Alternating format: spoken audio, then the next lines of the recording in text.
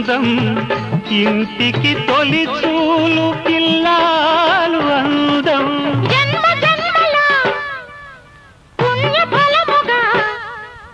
జాలువారు పసి పాప నవ్వులే ఆలు మగలకు అందం ఇది చెరగని ప్రేమకు శ్రీకారం ఇది మమతల మేడకు ప్రాకారం పండిన కలలకు శ్రీరస్తు పసుపు కుంకుమకు శుభమస్తు కనివిని ఎరుగని అనురాగానికి